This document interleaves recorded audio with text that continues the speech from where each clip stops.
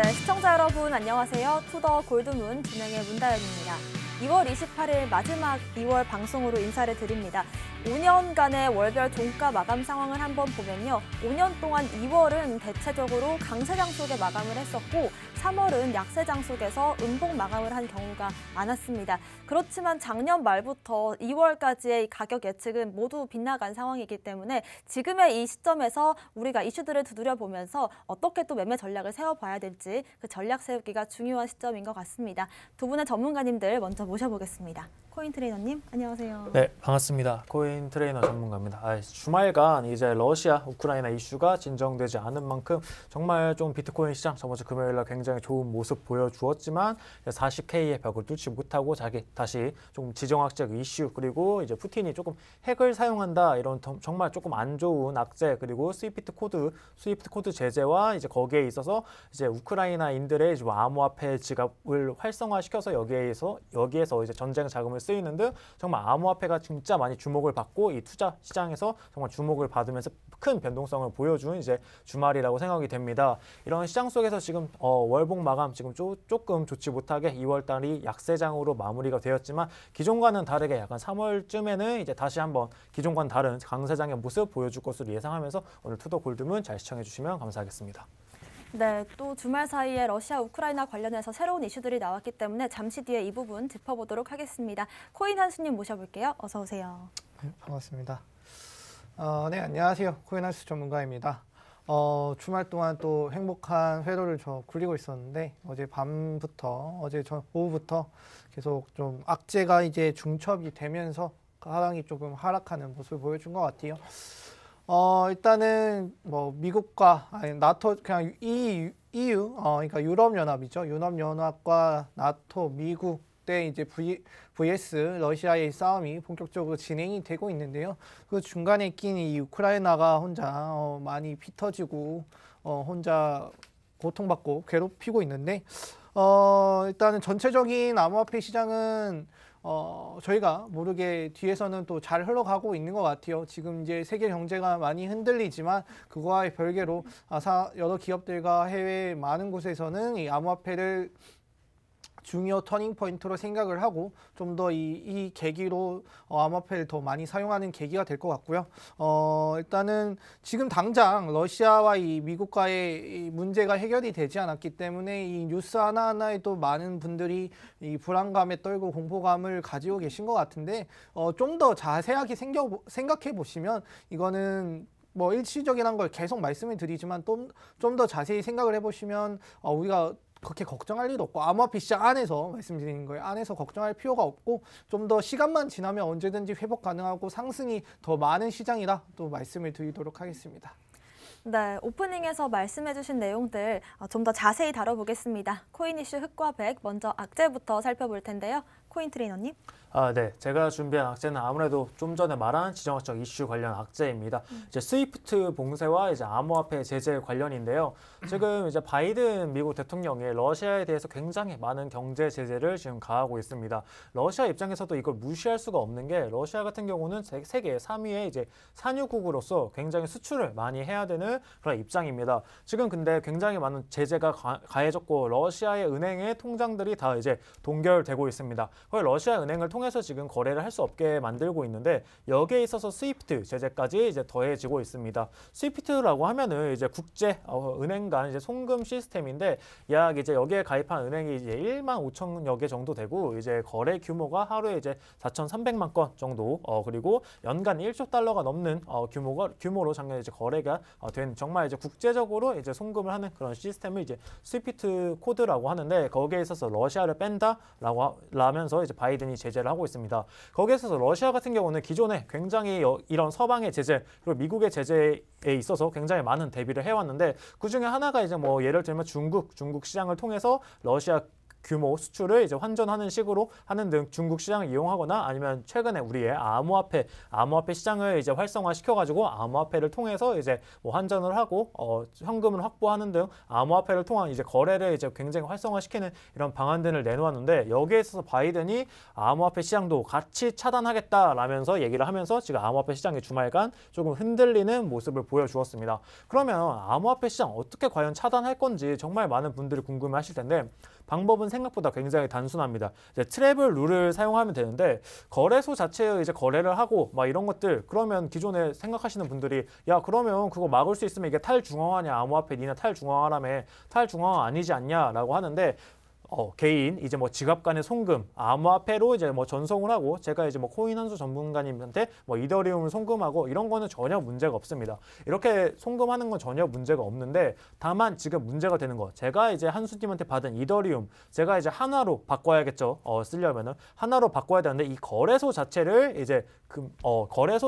트래블 룰로 이제 거래소 현금화를 막아버린다면 제가 이더리움을 가지고 있지만 이 이더리움을 현금으로 바꿀 수 없는 이런 문제점들이 발생을 하겠죠. 그렇기 때문에 지금 쓰이는 방법으로는 이제 최초의 러시아 루블화가 입금된 지갑 주소들 트래킹 해가지고 이걸 다 하나씩 다 차단하겠다. 일단 우선 러시아 암호화폐 거래소 다 차단하겠다. 이런 식으로 조금 강력하게 암호화폐 쪽도 제재하겠다라는 게 이제 바이든 미국 정부의 이제 조금 입장입니다.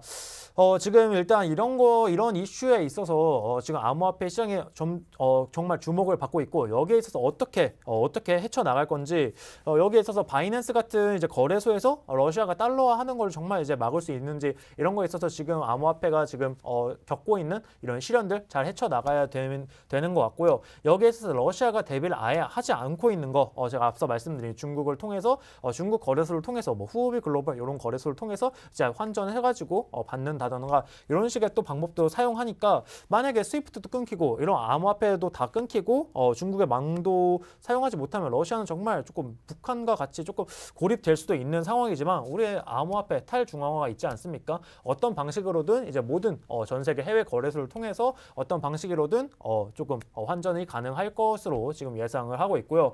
지금 이런 상황에서 큰 그림으로 봤을 때는 지금 단기적으로 봤을 때는 암호화폐 더 활성화되겠다, 활성화되지 않겠다 이런 걸 논하는 것도 중요하지만 정말 장기적으로 봤을 때 모든 투자 자산 시장이 조금 안정화되려면 우선적으로 조금 전쟁이 먼저 끝나주고 지금 이렇게 주목받은 만큼 암호화폐의 지금 여러 방면들 트래블 룰에 의해서 규제를 받는 방면들 이 규제를 받았을 때 어떤 식으로 헤쳐나갈지 정말 이 암호화폐가 다시 밑바닥에서 거래가 되는 건 아닌지 정말 긍정적으로 조금 거래가 돼야지 앞으로 전 세계 자산 시장에 조금 도움이 될 텐데 우선적으로 빨리 전쟁이 끝나가지고 이런 시장 자본 시장이 좀 제 자리로 돌아오기를 조금 바래 봅니다. 그러면서 지금 지금 좀 약세장이잖아요. 1월, 2월 월봉만 보더라도 지금 굉장히 많이 떨어지는 이런 약세장의 모습을 보이고 있는데 이런 시장에서 지금 코리니 분들이 디파이 시장을 굉장히 많이 탐구하고 여기에 많이 스테이킹도 하고 예치를 한다고 합니다. 우리가 지금 스테이킹 하는 거 예를 들어서 우리가 지금 업비트 들어가시면 스테이킹 서비스를 제공을 하고 있습니다. 이런 스테이킹 서비스에다 제공하는 거는 우리가 디파이라고 하지 않고 이런 거는 이제 C파이라고 합니다. 디파이와 달리 이제 중앙화된 금융이라고 하죠. 어느 정도 중앙화된 금융, 업비트 같은 거는 어느 정도 정부의 규제도 받고 있고 어느 정도 반중앙화되는 이제 규제를 받고 있는 C파이라고 하는데 여기에 이제 예치를 하는 게 아니고 디파이 같은 경우는 이제 암호화폐 대출, 예치, 이자, 수익, 환전 이런 서비스를 제공하는 건데 예를 들면 제가 이제 저번 주부터 계속 언급드렸던 이제 루나 같은 거를 이제 예를 들 수 있겠죠. 이런 디파이에 있어서 요즘 코리니 분들이 굉장히 많이 투자를 한다고 합니다. 근데 최근에 이제 뭐 러그풀 사태라든지 디파이 부분에 이제 해킹 이런 이슈가 굉장히 좀 부각되는 만큼 이제 코리니 분들이 이제 디파이 시장에 접근하기가 굉장히 쉽지 않아요. 굉장히 다 일단 영어로 되어 있고 각종 계약 같은 것도 정말 읽어보기에 굉장히 쉽지 않습니다. 단순하게 수익률 하나만 보고 이제 접근하기에는 굉장히 어려운 시장인데 여기에 있어서 조금 투자에 대해서 조금 공부를 하시고 접근하는 그런 방법이 조금 필요할 것 같습니다. 그러면서 이제 어제 이제 NFT 그리고 디파이 여기에 지금 코리니 분들 특히 이제 최근에 이제 맘카페 이런 데서 NFT 관련해서 투자를 굉장히 많이 하고 있는 이런 모습이 발견되는데 지금 오픈시 NFT 최고의 이제 거래소죠. 가장 큰 거래소인데 오픈시에서 조금 해킹 이슈가 또 발생을 하고 있다고 합니다. 이게 지금 굉장히 조금 신기한 방식으로 이제 해킹이 되고 있는데 예를 들어서 토네이도 캐시라는 곳에서 제가 이더리움을 받아옵니다. 이 이더리움을 받아왔는데 제가 코인 한수 전문가님의 NFT 작품을 시세의 약 한 20%, 30% 정도의 가격에 제가 매수를 해버립니다. 이게 코인 한수 전문가가 여기에 있어서 리스팅 허가를 하고 매도하지 않겠다, 매도 시그널을 보내지 않았음에도 불구하고 제가 그냥 토네이도 이더리움으로 받은 이더리움으로 이거를 구매하겠다라고 하면은 이게 구매가 되어버리는 이런 현상이 지금 오픈시에서 발생을 하고 있고요. 제가 이렇게 정말 헐값에 산 이 NFT는 다시 제가 오픈시에 제값에 팔아가지고 약 그러면 거의 뭐 한 70%, 80% 고정 수익을 이제 얻게 되는 거죠. 이런 식으로 해킹이 발생한다고 합니다. 근데 이 해킹에 정말 이제 트랜잭션을 잘 쫓아가 보면은 신기한 점이 있는데 오픈시에서는 NFT 작품 하나를 거래할 때 2.5%의 이제 수수료를 부과하게 됩니다. 근데 현재 이 해킹에 의해서 이제 거래가 된 이제 작품 같은 경우에는 2.5%의 수수료가 부과되지 않고 그냥 세일이라는 이제 거래 트랜잭션 코드만 지금 남는다고 합니다. 이런 식으로 지금 해커가 이제 조금 기승을 부리고 있는데 토네이도 캐시로부터 이제 입금을 받은 사용자한테 이제 나의 NFT가 이제 판매가 된다면은 투자자분들 오픈시에 정식으로 항의 메일 보내시고 이 트랜잭션 코드 잘 따가지고 피해 잘 막길 바라면서 아까 앞서서 말씀드린 디파이랑 NFT 시장 지금 초보자가 접근하기 굉장히 쉽지 않습니다.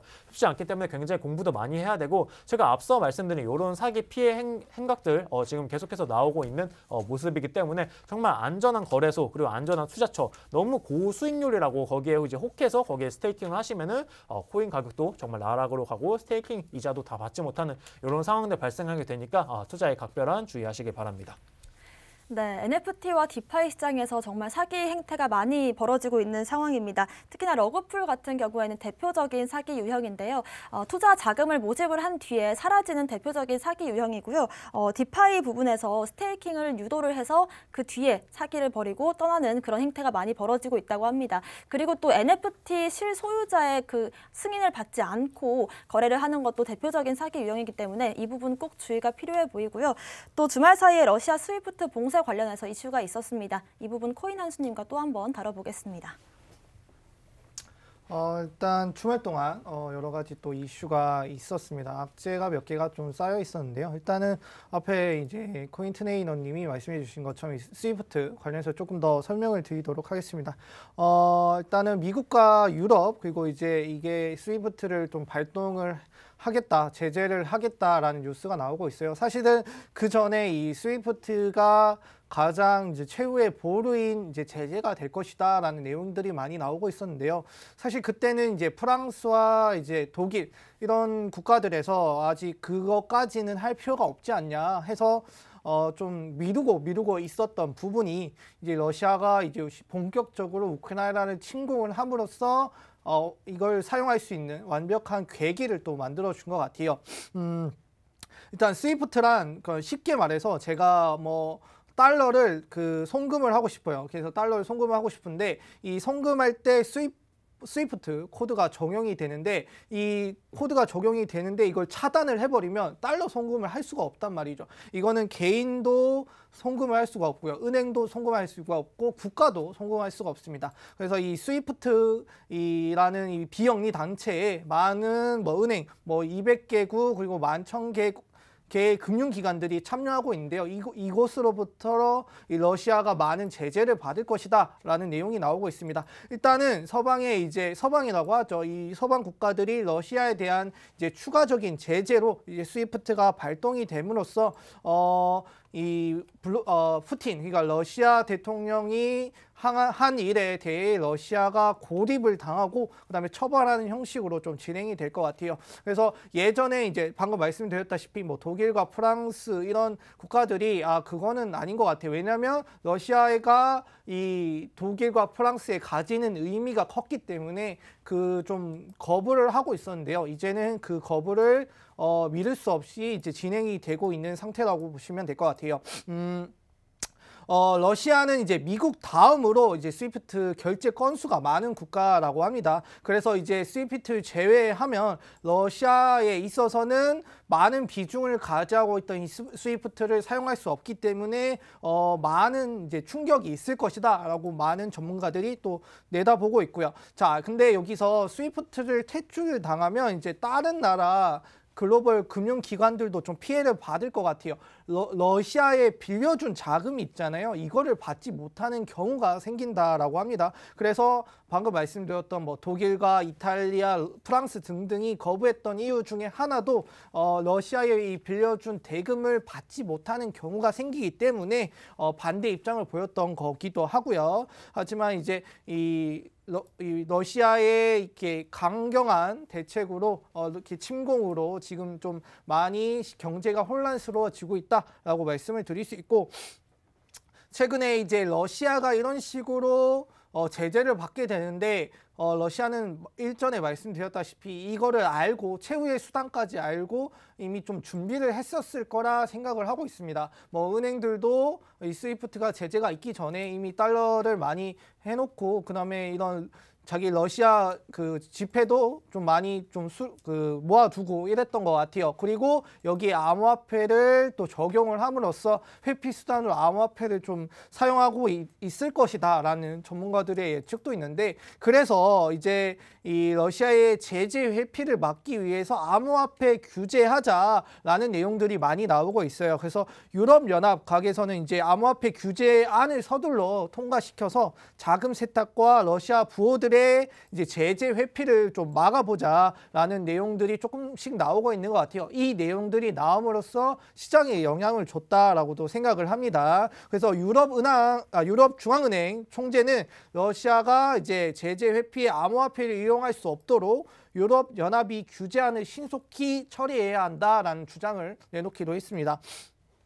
자, 마케딧 클린토 에셋이라는 이제 MICA라는 이제 규제를 통과를 시키기 위해서 좀 논의를 절차를 진행 중이라고 하는데요. 사실 여러분들이 아시는 것처럼 이 암호화폐 어느 한 기업의 혹은 어느 한 나라의 이 화폐라고 볼 수가 없죠. 그렇기 때문에 제가 생각했을 때 이런 제재가 있다라고 하지만 이 암호화폐가 어디 기업에 속해 있는 것도 아니고요. 그리고 어느 한 사람에 의해 좌지우지 되는 것도 아니고요. 모든 암호화폐를 사용하는 사람들이 이 마음을 맞춰서 해야 그때 한 방향을 이룰 수 있는 부분인데, 이거를 이제 제재를 통한다 해서 이게 정확히 암호화폐에 적용이 되고 이걸 통해 러시아가 좀 제재를 받을 수 있을지는 조금 오리무중인 것 같아요. 이제 블록체인 네트워크는 종속이 되는 것이 아니기 때문에 이런 좀 유럽연합에 이런 제재를 한다라는 것 자체가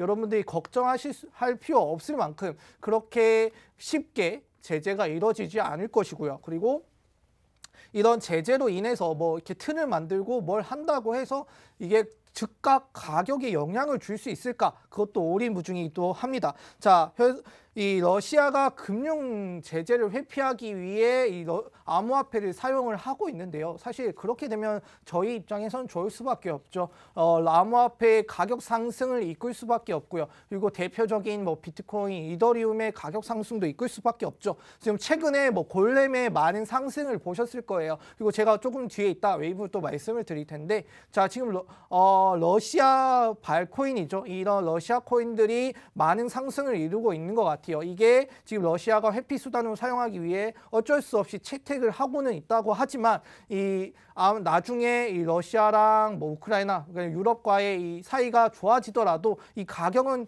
유지가 되고 좀 더 이곳에 의지할 가능성은 높아지기 때문에 암호화폐의 미래, 지금 상황과 다르게 미래는 항상 밝다라고 말씀을 드리도록 하겠습니다.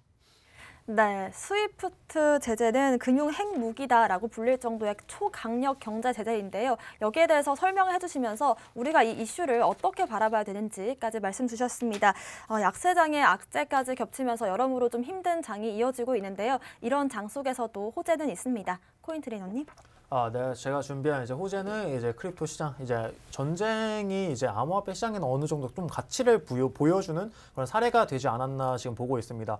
코로나 때 이제 비대면 그리고 뭐 줌, 이런 정말 비대면 서비스들이 굉장히 비약적인 발전을 많이 했죠. 뭐 게임이라든지 게임 산업이라든지 평소에 우리가 주목하지 않았던 그런 로봇 산업 그리고 뭐 비대면 산업 이런 것들을 굉장히 많이 주목을 받았는데 그런 수혜를 받은 게 이제 코로나의 수혜로 이렇게 많이 받았는데 지금 암호화폐 시장 같은 경우는 어떻게 보면은 러시아 우크라이나 발 수혜를 어떻게 보면은 받고 있는 것 같습니다. 지금 보시면은 지금 암호화폐 우크라이나 이제 정부가 이제 지갑을 열어서 거기에 정말 많은 자금들이 지금 기부 자금들이 몰리고 있어요. 그러면서 이거를 전 세계에서 정말 전 세계에서 한 곳에다가 이렇게 보내준다는 게 쉬운 일이 아닌데 이걸 정말 간편하게 지금 우리가 하고 있습니다. 어떻게?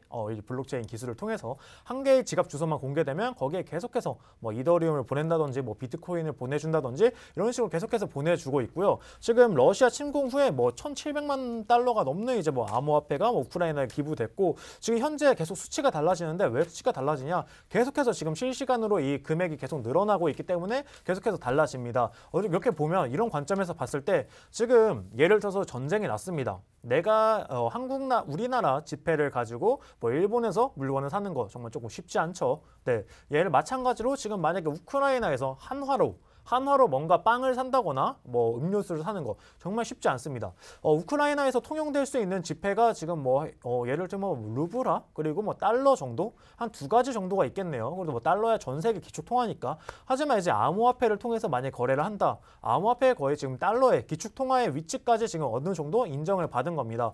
이렇게 정말 암호화폐 시장이 지금 가격은 많이 조금 내려가고 투자 자산으로서 지금 조금 어느 정도 변동성을 보여주는 이런 게 있지만 지금 기존에 이제 나왔던 이제 정말 이제 의문이죠. 암호화폐 비트코인 너 정말 가치가 있냐? 너 정말 이제 밸류에이션을 평가할 수 있냐?라는 부분에 있어서 지금 어떻게 보면은 이 전쟁으로서 이제 암호화폐의 가치를 어떻게 보여준 게 아닌가 이제 생각이 됩니다. 그렇기 때문에 지금 암호화폐를 받아서 암호화폐를 통해서 뭐 이것도 사고 저것도 사고 군사 물품도 사고 뭐 이런저런 걸 할 수 있는 걸 보았을 때 정말 기축 통화처럼 암호화폐가 쓰일 수 있는 그런 가능성을 지금 열어준 부분이 아닌가라고 생각이 되면서 지금 우크라이나 국민들을 조금 인도적으로 돕기 위해서 1,000 이더리움을 지금 모금하는 이제 다오가 우크라이나 다오가 이제 생겼다고 합니다. 근데 이게 정말 빨리 이 NFT 우크라이나 NFT를 이제 가져다 파는 건데 이거 NFT를 이제 1,000 이더리움의 가격을 측정해 놓고 이걸 산 사람들한테 이제 러브라는 이제 코인을 나눠주는 이런 이벤트가 있었는데 여기에 있어서도 전 세계에서 지금 우크라이나를 이제 많이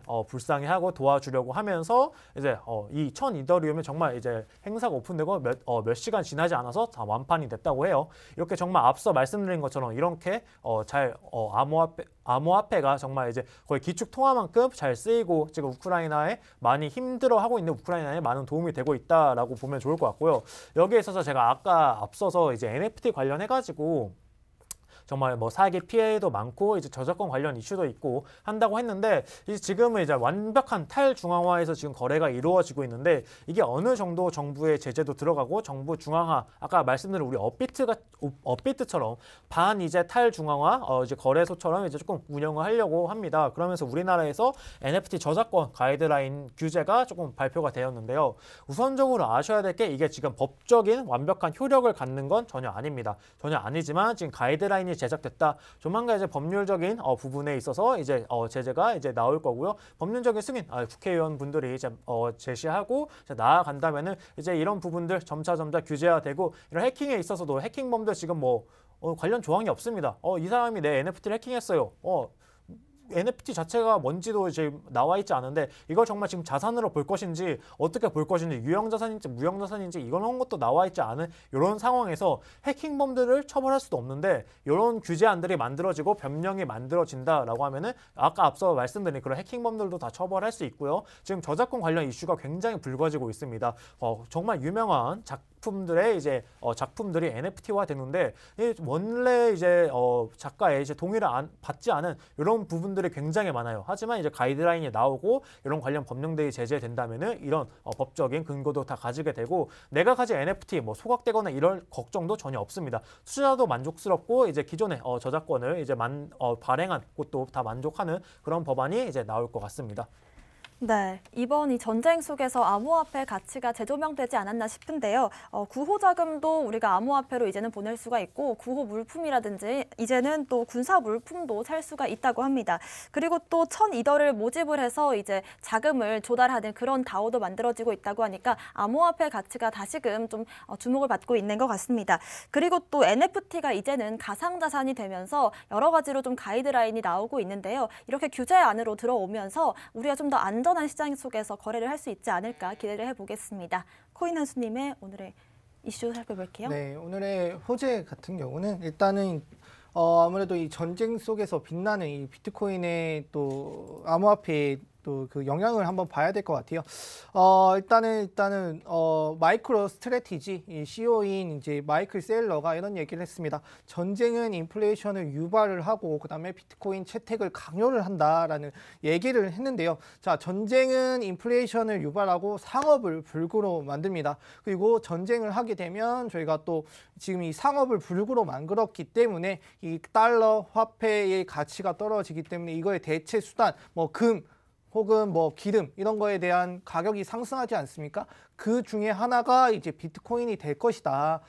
지금 이 내가 사용하는 지폐의 가치가 떨어졌기 때문에 이걸 대체할 수 있는 어떠한 화폐가 나타날 것이다 라고 예측을 했는데 이게 비트코인이 채택될 가능성이 높아졌다라는 얘기가 나오고 있습니다. 현재 뭐 원래 인플레이션이 높았죠. 미국 같은 경우는 작년에 이제 7% 예, 인플레이션을 나타내면서 역대급으로 많은 그 소비자 물가 지수를 나타내면서 인플레이션이 너무 높다라는 걸 티를 내기도 했었고요. 그리고 그 와중에 이런 전쟁, 분쟁까지 일어나면서 지금 연준이 당장 잡아야 되는 인플레이션이 조금 힘들어질 수도 있다라는 얘기도 나오고 있기도 합니다. 자, 그래서 이 마이클 세일러는 이 근거로 전쟁은 인플레이션을 만들고 인플레이션은 뭐 비트코인을 이끌 것이다. 근데 전쟁이 아니더라도 혹은 인플레이션이 아니더라도 결국엔 이 비트코인이 채택이 될 것이다 라는 얘기가 나오고 있어요.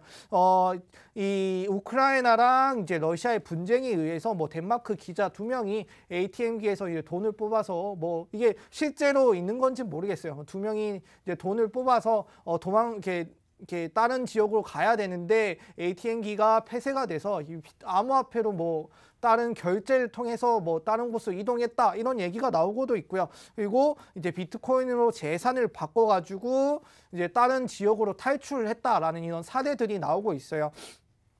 일단 우선적으로 우크라이나는 친암호화폐의 성향을 가지고 있기 때문에 그리고 이런 엘살바도르처럼 이 암호화폐를 실제 화폐로 이용하겠다라는 이미 그 제도를 가지고 있었던 국가이기 때문에 또 사용할 수 있었던 계기가 있었다라고 생각을 하고 있습니다. 그래서 이 우크라이나 정부가 최근에 이제 비트코인, 뭐 앞에 말씀해 주신 것처럼 비트코인, 이더리움, 테더 등으로 모금을 통해서 이제 자국민들의 이제 도움을 줄 수 있게 많은 모금을 좀 해달라. 트위터에 실제로 그 우크라이나 계정으로 올리면서 주소와 같이 올리면서 우리 모금을 할 수 있게 좀 많이 도움을 달라라는 내용이 나왔었는데 그래서 앞에 보신 것처럼 다오까지 나오면서 많은 사람들이 붐비고 있었죠. 그 외에 지금 계속 점차 이 기부 행렬은 연속적으로 이어가지고 있고요. 그래서 우크라이나는 이 친암호화폐 성향에서 이걸 그리고 이런 기부를 통해서 암호화폐를 선두하는 이런 뭐 다른 좀 나쁜 의도의 선두일 수도 있지만 좀 안타까운 선두일 수 있지만 그 암호화폐가 실생활에 적용이 되고 있고 어느새 이런 비트코인 채택을 할 수밖에 없는 계기가 된 또 사건이었던 것 같아요. 그리고 이렇게 얘기가 되면 이제 앞에 마이클 셀러가 얘기했던 것처럼 뭐 인플레이션이든 다른 의미든 암호화폐 채택은 이루어질 수밖에 없는데 이렇게 글로벌적인 이제 이 암호화폐 기부 행렬을 통해서 우크라이나에서 본격적으로 이 암호화폐 채택이 이루어진 것이 아닌가라는 얘기가 나오고 있고요.